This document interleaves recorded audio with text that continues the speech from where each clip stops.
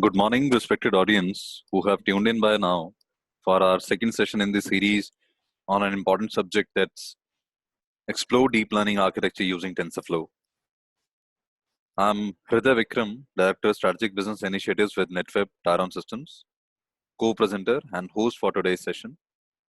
I have with me Ram, Solution Architect, Tyron Innovation Labs.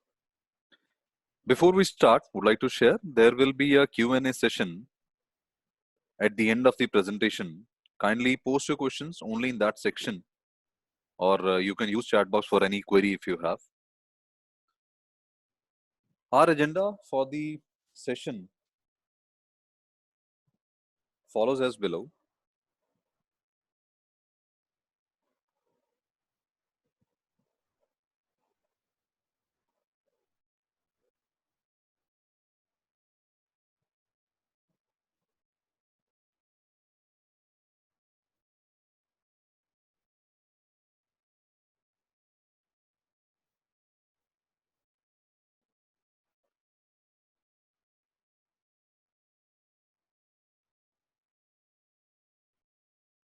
First agenda point is know world's most advanced tailored GPU systems from Tyron.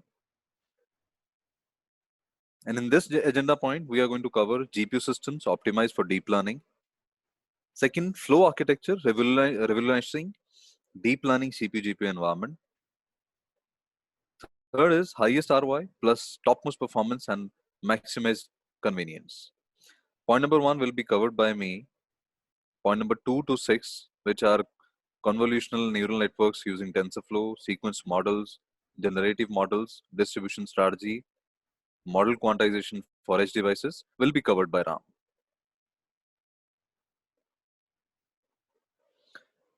Moving on, but before we run subject content, for our new member audience, we'll have a very quick glance at NetWeb Tyron Systems. NetWeb is an organization. We are present in 5 countries: India, Singapore, Indonesia, Vietnam, and UAE. We have served over 7,000 customers worldwide. We have cross-marked 400 HPC or supercomputing installations in India. We have deployed 7,000 plus GPU systems. We have successfully designed and delivered on-prem cloud deployments in 5 countries. We are the providers of India's fastest hybrid supercomputers, including Param Ambar and Param Yuva 2 to ISRO and CDAC respectively. And with respect to this session, we have AI-enabled 100 plus organizations. Some of them are Fortune 500 companies as well. So our focus is to provide an enriching experience with AI, DL, ML solutions, HPC solutions, etc. to all our esteemed customers. And this enriching experience is served with Tyron product line and the solutions. So we can have a quick information palette about how this enriching experience is reaching our customers with the help of our product portfolio and the solutions folio. So we have world's most advanced server products. We have one of the highest range of GPU supported enterprise workstations. We have most wide range for storage solutions. We offer high speed, low latency network switches, which are required for designing AI, ML, DL solutions as well as HPC solutions. And these products enable Tyron HPC solutions, on-prem cloud solutions, and Tyron AI deep learning solutions, which are there on our offer. We'll now quickly move on to precisely cover our agenda points. First of them is to discuss about Tyron GPU systems, which we also call the God series.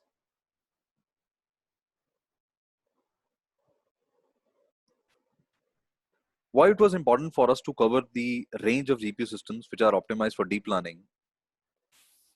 Because unless we have the required or the optimum hardware architecture available with us, we won't be able to get the required or optimum performance. So in order to address that, Tyron GPU systems series which are optimized for deep learning, it ranges from 1 GPU configuration to up to 20 GPU configuration, as which is visible on your screen as well.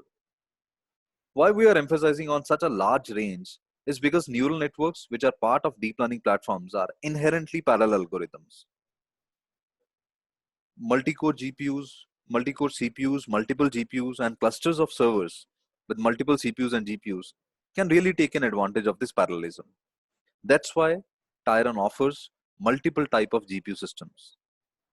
You can see on your screen, it starts from a personal or end user workstation with up to just one GPU supported, shown in the first column. And there onwards, we offer up to 2 GPU, 3 GPU, 4 GPU, 6, 8, 10, 16, and 20 GPUs respectively with our respective models.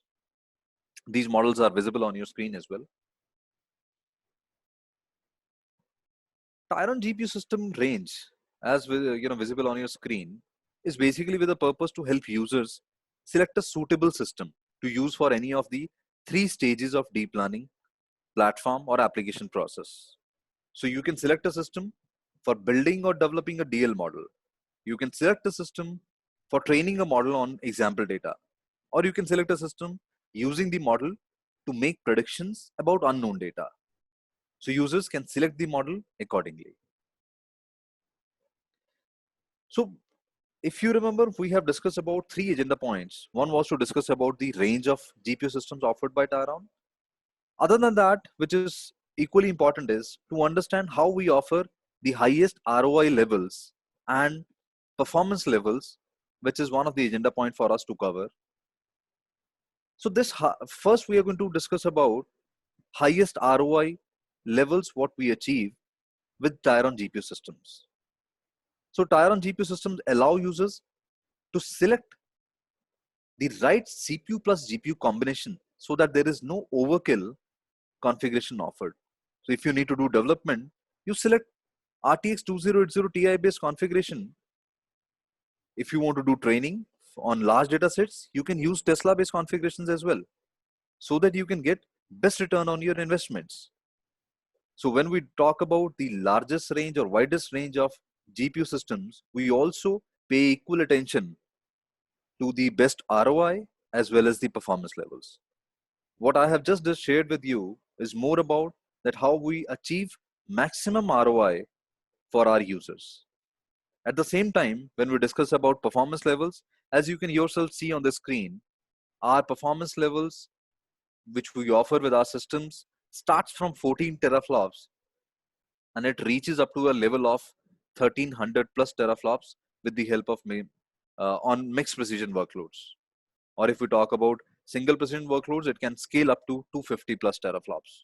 So that range of systems with multiple options in terms of delivering performance is available by means of Tyron GPU systems, and users are free to select the systems as per their requirement or as per the need.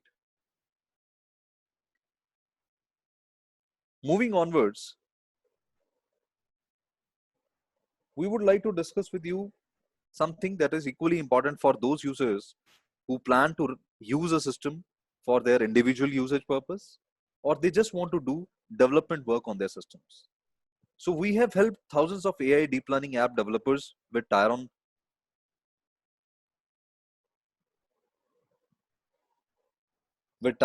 AI deep learning app, which is provided with Tyron AI personal supercomputers, which offers 3 main features. First, it comes with pre-installed, pre-integrated GPU drivers, the containers, the development tools, CUDA runtimes, NVIDIA libraries, configuration files, and environment variables, which means complete deep learning software stack required for development work is offered with our personal AI supercomputer. We have discussed about this in our previous session as well, but since it is one of the important aspects for those users, as I mentioned, who plan to use the systems for individual user scenarios, this means a lot to them. So our focus is to deliver the faster training time with the help of our AI supercomputing range. And on top of it, we plan or we offer workloads which can be extended from your desk to clouds in minutes. One of the important feature which helps us to achieve the performance levels or offer the most optimized deliverables is by means of having Tyron Qubits Cloud, which is Tyron's one of the most sought after recipe for AI solutions. You can see on your screen, Tyron Qubits Cloud is the recipe which is provided with Tyron AI systems. What it does is, Tyron Qubits containerize 50 plus applications, CUDA software development environment, plus runtime OS, executables, libraries for NVIDIA GPUs. This all is available by means of hundreds of containers available on Tyron Cloud by means of Tyron Qubits offering, which means deep learning developers can now run their GPU accelerated models for training or inference from anywhere they want, and users don't have to worry about rapidly evolving state of deep learning tools because Tyron Cloud upgrades and recertify our container images on a regular schedule. That means now you can select the model, you can select the framework. As you can see on your screen, it can be Keras, it can be Caffe, it can be PyTorch. After selecting the framework from Tyron Qubits, the flow of framework goes right to your workstation, your AI supercomputer, which can be installed in just a few seconds, which means it leads to the further optimization in terms of increase in speed of the performance or your system. And as shown in the screen, multiple packages can be installed at the same time. So multiple applications are running simultaneously and users don't have to manage these applications which are coming directly from Tyron Qubits Cloud. So that means in nutshell, users can now select the container carrying frameworks on the fly, installed anytime in a few seconds, run these application frameworks simultaneously and see the performance jump. Thus, Tyron Qubits is not just increasing performance, but making AI ML DL research work with absolute convenience. And maximize convenience is obviously the key agenda point, what we discussed or we started with our session with. So in totality, Tyron Qubits, along with our AI range of GPU systems, offer you Tyron compatible range for qubits. We offer you both CPU and GPU optimized containers with the help of Tyron qubits. We get you an access to over 100 plus containers on Tyron Qubits Cloud. We can run different applications simultaneously. We can design a simple workstation or large cluster with qubits technology. As you can see, with the help of wide range of GPU systems, we can achieve highest scalability at a very affordable price. And I can mention here that we can start our offering with just $3,000 and onwards.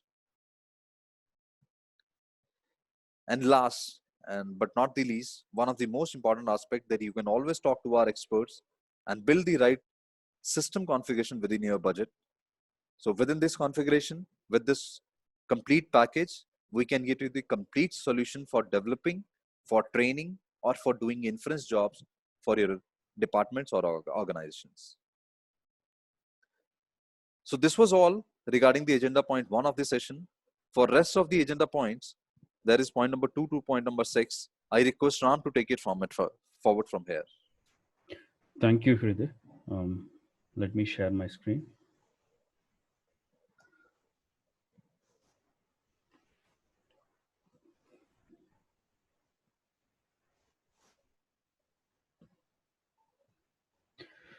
Yeah.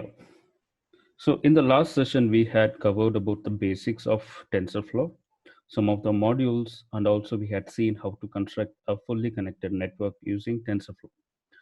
So in this session, we will cover more into some of the architectures like convolutional neural network, sequence model, which is based on RNN, and some of the advanced models like a generative model. So this will be a high level overview of these architectures and how TensorFlow provides an option for us to configure these architectures, followed by distribution strategy.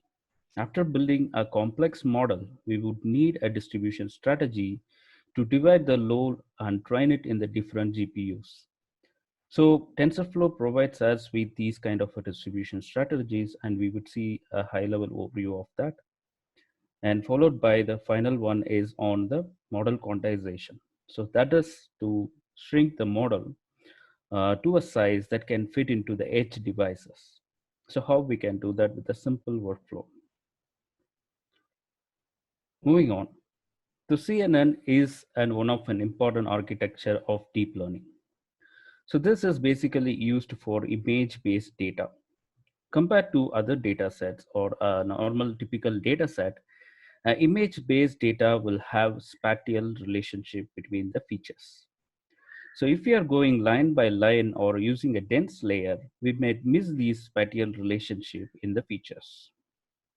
So that's why we will introduce a convolution layers which can capture the spatial relationship. So these convolution layers are nothing but a mathematical function which is applying on the incoming image pixels. So they are actually based on various filters, so which we will configure while building the model. And these filters based on the kernel size will scan through the image and convert the image into a feature map. For example, let me show that. So these are convolution blocks that we have and architectures. Once these kernel images are applied and scanned through them, it will start creating feature maps like this. So all these feature maps are coming from different filters that we provide. So as part of the model configuration, we will provide the kernel size, we will provide the filters, and also the number of nodes in the convolution layers. And these filters based on the kernel size will scan through the image and convert them into feature maps. That depends on how many numbers of filters that we are actually providing. So these filter maps will help us to identify various edges in the image. Some will be focused on horizontal edges, some will focus on vertical edges, some will focus on spatial relationship, all those things. So TensorFlow provides us an option to just mention how many filters we want, and it will select the optimal feature types that is required for scanning through these images. So that's why after you get this scanned, you will get the feature maps. So if you see this, this is nothing but a for this example, 3 into 3 matrix that is running across the image and converting into a feature maps. So this is the main function of a convolution block in the CNN models. So this convolution layers will not go alone. It will also come with one more layer, which is called as a max pooling layer, typically a pooling layer, which is used to further shrink the image. So this is to reduce one of the functionality of this particular layer is to reduce the image size. And other benefit of using max pooling is to remove the areas which is not necessary. For example, let me go back to this. So here, if you see, this is an image. And at this side, at this edge, you would see a black image, right? A black space, which is not required for our feature detection. When we are applying feature max pooling layer, these kind of areas which is not required for feature detection will be automatically eliminated. So therefore, there are two benefits of using pooling layers. One is to shrink the image so that if there is a huge volumes of resources, that is reduced a bit, because we are creating a lot of feature maps when we are applying filters. Therefore, we will see huge amount of computation required. So therefore, shrinking them, it is a good practice. After that, it also removes the areas which is not necessary for the feature detections. So therefore, if you see any kind of a CNN model architecture, you would have blocks, convolution blocks, which consist of convolution layer followed by a max pooling layer. And also you would have dropout layers. So that is for regularization. So these blocks will be constructed in a parallel fashion. And after that, it will be moved towards a fully connected one. So if you see here,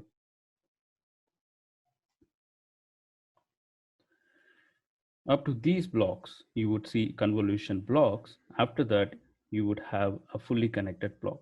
That is because this one is a flattened one. So that is because we cannot make our prediction. A model cannot classify only based on the convolution outputs. So it has to be flattened and then feed it into a dense layer where the actual prediction will happen if you are using an image classification based application for a CNN architecture. So this will be a usual architecture structure of a CNN model. You would have convolution blocks, which consist of convolution layers, max pooling layers, and dropout layer, and followed by flattening layer, which flattens out the outputs that is coming from the convolution blocks, and then it goes to the fully connected one.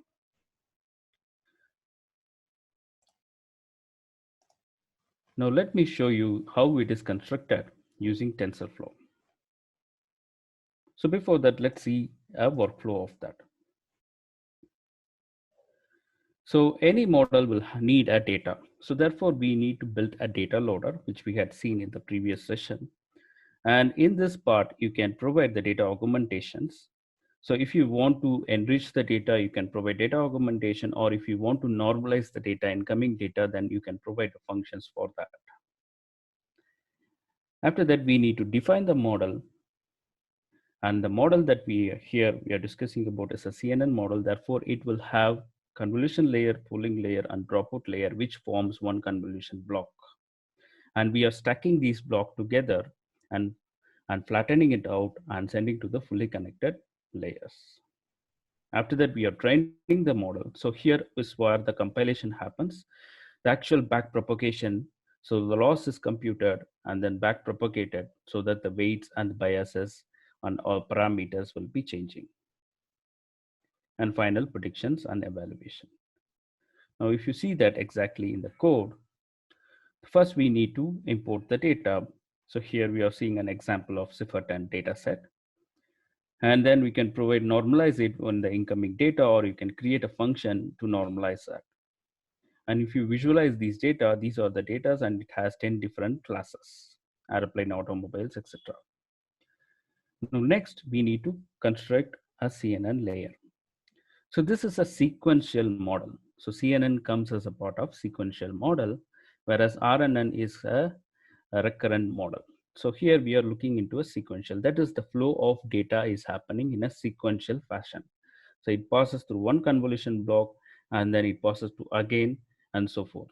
So therefore, it is called a sequential model. And then we are constructing the layers. So here we are providing the number of filters, the kernel size, the activation function, and then the input size. The CNN will typically have activation functions like ReLU or leaky LeLU, etc. So these are some of the activation functions which we can use for CNN. The final will have a softmax or sigmoid based on what we are trying to predict. Now here you can also introduce dropout layers as well. So here you can see this is one convolution block followed by another and followed by another. After this, the data has to pass through the flattened layer so that the convolution inputs are being converted into a flattened inputs, which is again sent to a dense layer, and then finally a dense network, which is going to have the number of classes that we are trying to predict. So this is a typical architecture. You can enhance it by adding more layers like dropout, batch normalization, etc. Or you can typically follow an architecture of successful models like VGG, UNet, etc. So after that, we need to compile the data, compile the model. So for that, we would provide an optimizer. Typically, we would use optimizers like ADAM, which is an adaptive learning. So therefore, it changes the learning rate based on the loss surface that is it's trying to navigate. So Adam is there, Adamax is there. There are a lot of variants that is available as part of optimizers that is supported by TensorFlow. Then you would provide a loss function. So here we are providing a sparse categorical cross entropy because we are working on a multi-class classification. If it is a binary, if it is like dog or a cat, then we would provide a binary cross entropy and then a matrix for evaluations. So here what happens is how it is different from PyTorch is that in PyTorch you have something like AutoGrad, etc., where we need to manually provide the backpropagation logic. Here, here we are actually bringing this into a compile function, which actually configures the logic for backpropagation. So the loss is computed and the loss is divided into a gradients based on differentiation principle, and then the gradients is communicated and the weights and biases will be changing based on the incoming images. So this is the compilation part, and followed by that you will have the training part where you will provide the training images and the labels, and based on the number of epochs the model will get trained. Now you can see here the model accuracy, validation accuracy will change based on the number of epochs. If you had configured correctly, you would see a change, improvement in the validation accuracy. But if there is some miss, like if you are not providing the layers correctly or activation functions is wrongly used, if, for example, if I provide activation a sigmoid in the convolution layers, you would see validation accuracy below 50%. So that because convolution layers required a ReLU kind of an activation, whereas the final layer can have a sigmoid activation or a softmax activation. Now these things we need to configure correctly. So this is a simple workflow of a CNN model. And compared to CNN architecture, RNN will be a little different. So basically, when you are working on a time series based data or a sequential based data, you will have temporal information and not just the spatial information. The temporal information is such that there is a time involved, there is a sequence involved. When you have a data set like that, a typical CNN or a fully connected network will not be sufficient to analyze the pattern in the time series data. So therefore, we need an architecture which is going to recurrent itself. It's going to loop itself so that it will remember the state, that is past state, the present state, and the future state. So it can remember the states. And based on the states, it can able to identify the patterns in the time series or a sequence-based data. For example, here in this part, when the incoming data goes in, along with the incoming data, the previous weights will also be sent in. So therefore, the model can check in on the previous sequence as well, previous timestamp or previous state as well.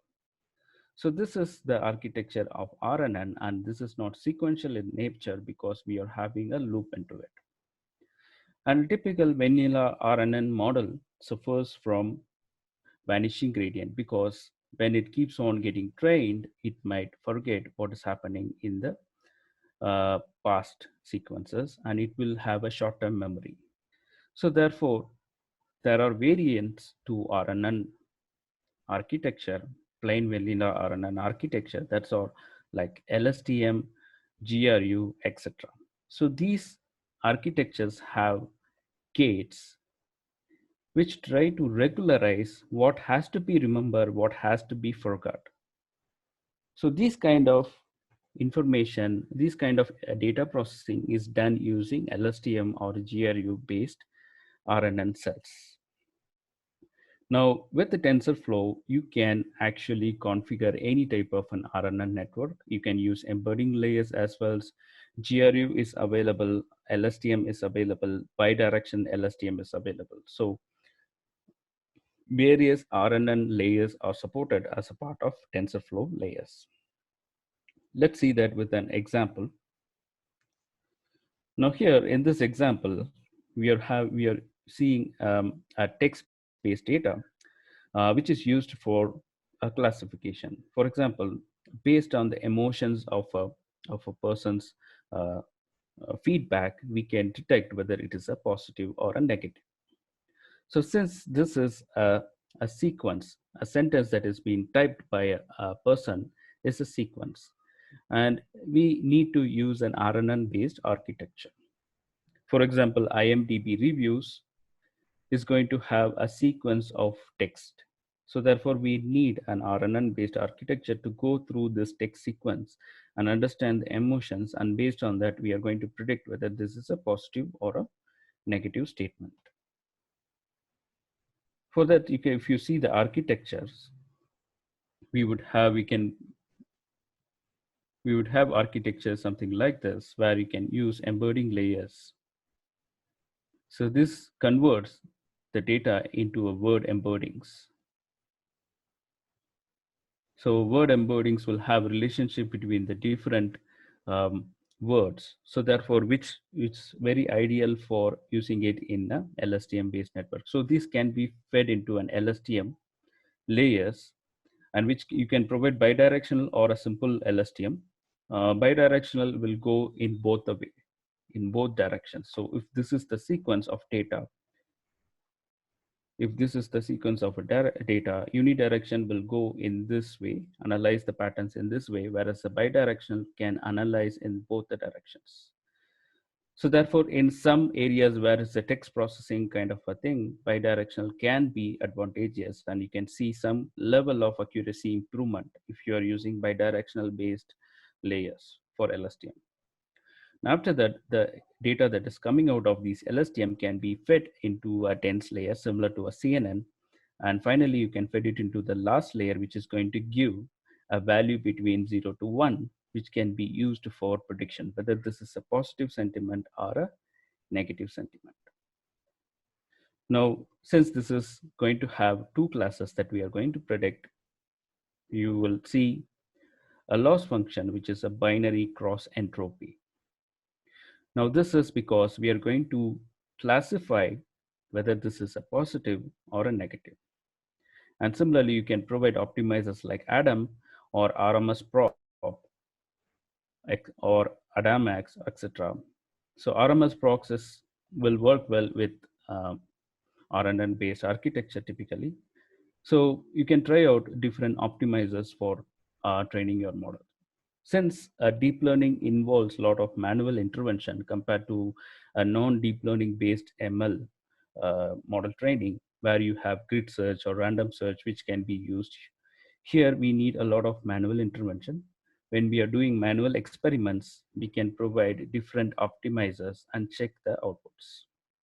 The options here is that you can modify the number of nodes here. You can introduce more layers of LSTM. You can introduce batch normalization, or you can introduce the dropout layers. So with these options, you can actually modify your deep learning based architecture and try to improve the accuracy.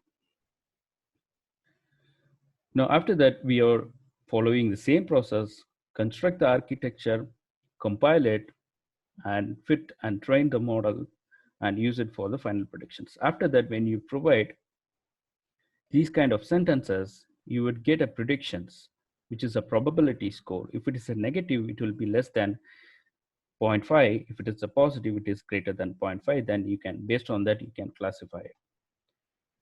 So as I said, you can modify the architecture. You can introduce additional bidirectional layers, a dropout layer, modify, change the embedding number of nodes in the embedding layers, etc. When you change the number of nodes in the embedding layers, the input data matrix will be increased. So it will be 64 into 64, and depends on the number of nodes, the input matrix to your LSTM will change. So these are the ways, simple high-level overview of these models. You had seen CNN, now you had seen RNN. So RNN can also be used for a time series based data, not only a text based one. If you're trying to predict, you do a sales forecasting, Instead of using a typical ARIMA model or some kind of a forecasting model, you can try consider using RNN based model for forecasting. And you can also use RNN based model for stock predictions, etc. Wherever you have a temporal data where a time is involved, a sequence is involved, you can use an RNN architecture.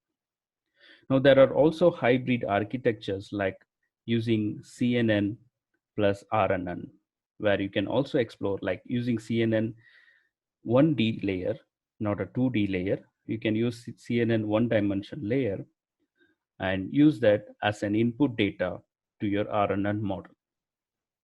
So these kind of hybrid architectures are also available for you to experiment. So as I said, deep learning involves a lot of experiments. It's not just one optimal way to construct. You would have multiple optimal way to construct. It involves a lot of experiment. As a best practice, you need to document it. When you select the architecture and provide a hyperparameter list, document that experiment. And if you're changing one hyperparameter, you need to provide why you are changing that and what is expected. Have you achieved that result with that change? Now you need to maintain these set of documents and then identify the optimal structure and optimal hyperparameter for your model training. Moving on. So the other model that we are going to discuss, architecture, is a generative models. Generative models are quite often used in deep learning because compared to a typical conventional machine learning models, the generative models in deep learning can give us a lot of benefits. It can generate images from typical distributions. So therefore, you can see some of the GYAN models can be used to generate images that is not there. For example, a model based on a model for fashion industry. So it is being used in fashion industry where a typical model can be generated from the pictures, from the past historical pictures. So when you see a generative model architecture, you can identify two networks that are competing against each other. One is a generator and another one is a discriminator. So generator is going to create an artificial image, whereas discriminator is going to identify whether the image that is coming to it is a fake or a real image. So this is an interesting architecture. It's similar to a police and thief, where thief is trying to create a counterfeit notes and the police is trying to identify whether the note is a real or not. So there is a competition involved. And both these models are trained in this network. So we are not using any pre-trained model. So both these models are getting trained in the network. The generator is getting trained to get perfect the image that is generating, whereas discriminator is getting trained to identify whether it is a fake image or a real image. When after getting trained, both these models will try to converge. That point is where the model conversion happens. And you can cut off the discriminator and use the generator separately, where you can feed a random distribution, and based on that random distribution you can get a complete image. So that is the idea behind generate GAN based models. And nowadays you can see these kind of models being applied in various use cases. So I'm sure that you would have a lot of doubts in this. You can list down in the Q&A part. We would review that and provide answers to this. So as I said, so generator would have its own architecture. It have its own network. It has its own loss computations and backpropagation, etc. Similarly, discriminator will have its own network, and it has its own policy, loss policy, and the training policy. So both of them will be integrated into a training loop where they will have a competing way to train itself. Now let's look at the code walkthrough for this.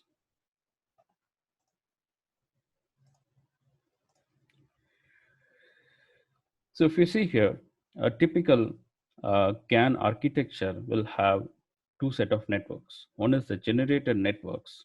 And in this networks, you can see an architecture like this. So typically it starts from random numbers, which is being passed into a dense layer. And after that, it's getting upsampled. So random numbers from the random distribution, it is passed to the generator architectures, and this is getting upsampled, and finally it is converted into a image. So in the first iteration, you would see a blurred image with no visible structure. So you will see a grained image or a complete blurred image in first set of iterations. And slowly, when the model get trained itself, you would see real images getting coming out of generators. So if you're training based on the cat images, first you would see a grained image, and later slowly you would start to see a real image, a real cat faces that is coming out of it. May not be very close to the real one, but slowly it will train itself and it will learn from the distributions of the data and try to perfect it out. And after getting trained, after generator has perfected its data, image outputs, then you can cut off the generate discriminators and use the generator alone for creating artificial images. Now you can see here, this is the generator architecture followed by a discriminator architecture and laws and optimizers for both of them, a discriminator loss and the generator loss for both of them, and then a training loop to train the model. So this DC GAN is one of the type of GAN network. There are also various other GAN networks like cyclic GAN, etc. So which are kind of an advanced generative models. And as you see, these involves a lot of computation. These requires a lot of computation power because there are two different networks competing each other. Therefore, this is where you need to have GPU based architectures. You need to have GPU clusters to help you to train these models. If you're working on a single GPU or a single node, you may not get the required output. The generator may not get converged. So therefore, you need to have a powerful GPU support at the back end, which can train these competing architectures and give you a best generative GAN model output. So now we had seen these three architectures, computationally intensive architectures, CNN, RNN, and finally generative models. So there are also different generative models like autoencoder, etc., which you can explore it. The main one is GAN-based networks, which has wide level of applications nowadays, where artificial images are being created for various industries, for typically for fashion industry, media-based industries, etc. Even deep fakes that is being popularized in recent days are based on GAN-based networks. Moving on. So we had seen some of the architectures which are very computationally intensive, and a single GPU node may not be sufficient for it. Even though you have a very powerful GPU with you, it may not be sufficient for training these models. Typically, a generative model involves a lot of computation power. So therefore, we need to have a distribution strategy. For example, if you're training your models on a cloud clusters, then you need to have a distribution strategy, how to distribute the load to different GPU nodes and then accumulate back. So if you see here, this is nothing but passing off the data. So you have a data which has to be passed into different nodes and get trained there and has to be accumulated and then used for model training. Now there are various distribution strategies as a part of TensorFlow. Some of them are like based on all reduced algorithms where a load has been equally distributed between different GPUs and then accumulated back. So typically, the TensorFlow supports NVIDIA-based libraries for doing that. So you can see NCCL-based library, which is actually used for accumulating these gradients back. So there are also different distribution strategy. One of them is called mirror strategy. Another one is called a storage-based strategy. And also we have strategy for TPU. If you are using tensor processing unit, there is strategy for TPU-based one.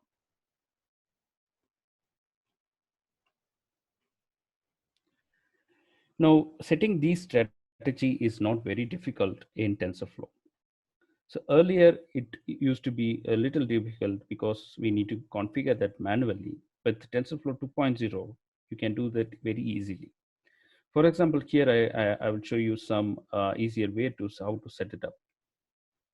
So you have different strategies. One is the mirror strategy, which is based on all reduced algorithms, where once a model get trains, the model load will be equally distributed between different GPU nodes. And then once the gradient has been computed, these gradients will be accumulated back and then sent for model training. So this is one of the strategies. Similar to that, you have central storage strategy, where a variable will be placed in one storage. Only the training happens in the multiple nodes. Similarly, multi-worker mirror strategy. So these are all related to each other. These are all synchronized training strategies that is part of TensorFlow. If you are using a TPU-based strategy, you can use a TPU-based distribution strategy that is available part of TensorFlow. Now, once you have imported these strategies into a variable, so for example, tf.distribute.mirror strategy into a variable, you can actually call it as a part of scope. For example, here you can see we are trying to train a Keras-based model. So this, before training the Keras-based model, you set the strategy. For example, if you are using GPU clusters, you can use a mirror strategy, call it from distribute API and store it into a variable. And when you're training your Keras model, just open the scope with mirror strategy.scope and then train your model. Now that's it. So you need not have to manually provide where your node or where your model part has to go. So this will take care where to distribute, how to distribute, and how to accumulate. So that's a benefit of using TensorFlow 2.0. So this is, they have simplified it so well that you can use it very easily. Similarly, you can call for any other distribution strategies. You need to provide that with the scope and then train your model. So if you are using a graph-based architecture instead of Keras, instead of eager execution based, for example, if you are using tf.function, you can approach in a similar fashion as well. So, so there are various distribution strategies part of TensorFlow, which you can explore that.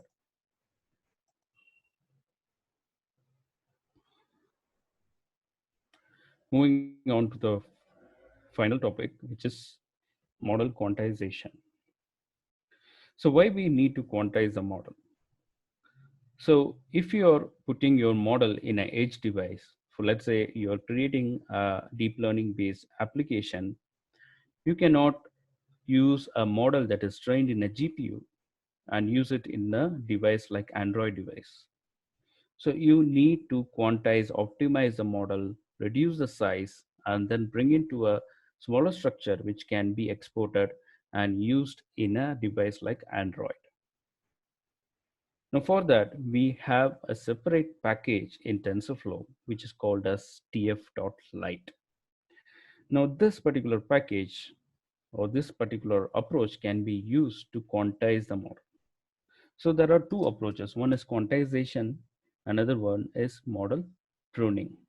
So model pruning is similar to what you do in a decision tree pruning, where you would prune the areas which is not required for your model.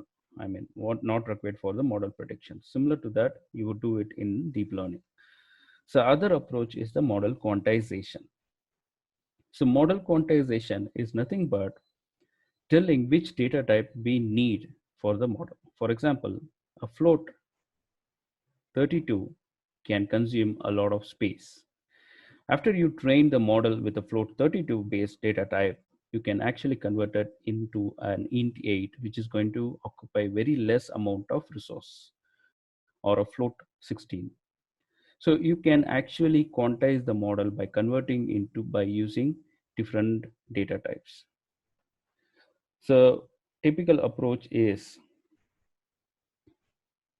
build a TensorFlow model, build a TensorFlow model, and then quantize it based on the strategy that is available, and then convert it into a TF Lite model and check with the interpreter whether the model works fine, and then you can deploy it in any edge devices.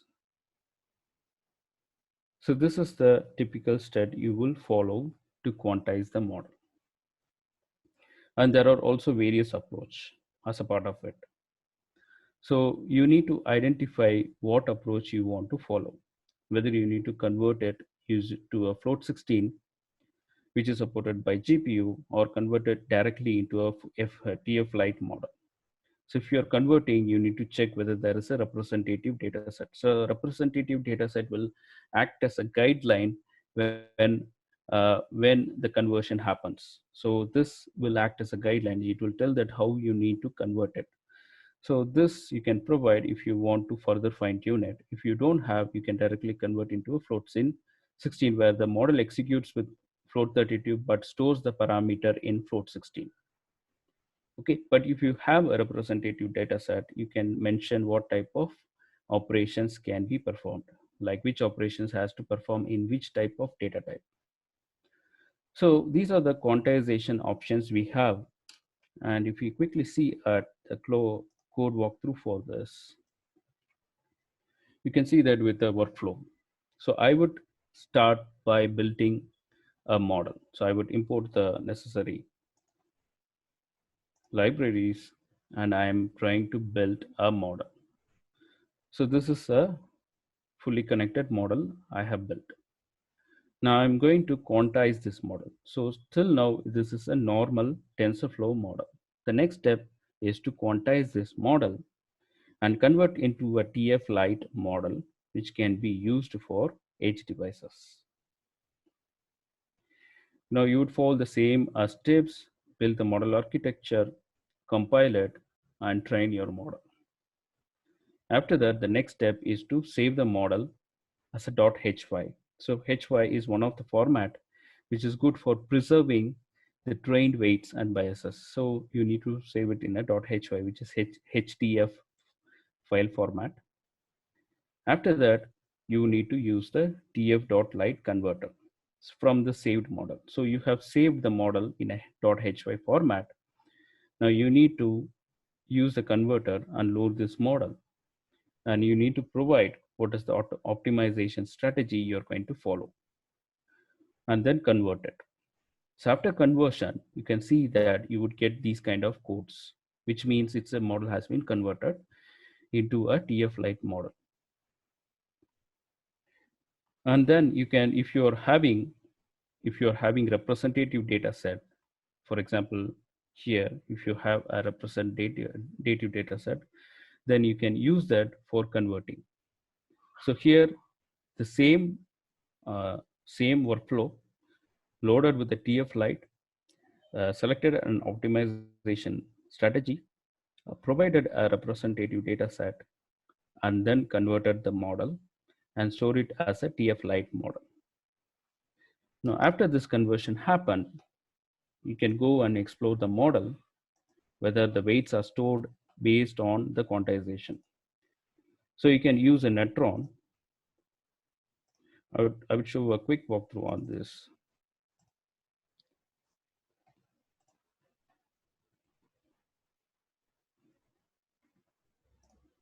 So here you can see the layers, and in the layers, you can see the data type. Data type is int8. Similarly, you can see the int8 for the bias weights. So this is the weights, and you can see it has been quantized and converted into integer 8 instead of float structure. So float 16 will occupy more space compared to int 8. So you can see here only integer values are there in your weight configurations, minus and pluses. Now this is how you need to quantize your model. So there are different strategies available. Mostly post-trained strategies will be successful. So after you train the model, you quantize it. There are also pre-trained strategies, which is in experimental phase in TensorFlow 2.0, which may come in a future releases or so. But as of now, the stable one is the post-trained quantization. So you train the model, after that you quantize it. And you can visualize that after you train the model, you can use the Netron to visualize and check whether it has actually converted into the required data type, which is the int8. Okay. Now, these are the steps for model quantization. So one additional thing I would also cover is a neural style transfer. This is based on model architecture. So this is used to transfer the styles. For example, you can call some pre-trained model and you can actually transfer the style from one image to another image. Now I have built one architecture to transfer. So this is the so this can be used in fashion industry. For example, if this is the image and this is the style from a shoe which you want to import it into an image, you can use a neural style transfer and then you can actually import it. So this has not trained well, so you can see it's a lot of blurred, but if you are training it for with a lot of epochs and configuring the model well, then you would see a typical style has been transferred to the base image. Now this has a lot of usability in the industry, typically fashion industry, where you need not have to go to a designer to do that. You can use a deep learning model to do the design for you, right? So this is one of the application, and you can also use GAN model. So instead of doing a style transfer, you can use a generative model to create a new style by itself using a generative model. So that is a advanced areas, and a lot of research being happening in these areas. And finally, the applications. So obviously we have advanced deep learning architectures, and where are they used? So one of the application is Google self-driving car, where you have multiple deep learning architectures. So there will be a camera which is getting images from different areas. So this is being fed into a CNN model to understand the spatial relationship between the data. When driving in a road, that is a temporal data as well. So image coming is as for the CNN, which has a spatial information. When you're driving, that is also time series, right? So you are having a temporal data as well. So there should be an RNN architecture as well. So that will be a combination of CNN plus RNN in a self-driving car. So there are also various platforms like IBM Watson, where you have AI-based APIs which you can use for image detection, object detections, etc. So all these bigger platforms will have APIs. Google Azure has these kind of APIs which you can use it for your own model building steps. You can use this API for object detections, sorry, etc. And there are also platforms like AlphaGo which uses a combination of RL, reinforcement learning, plus a deep uh, neural network to form an advanced gaming engines. So there are a lot of gaming engines that is coming out. That's a combination of RL plus deep learning models, which is used for in the gaming industries, and also humanoids, where there are a lot of multiple deep learning models that is running at the backend. So these are some of the examples of AI systems where you have different architectures working together to give you an output. So that's all from my side on quick overview of architectures and TensorFlow.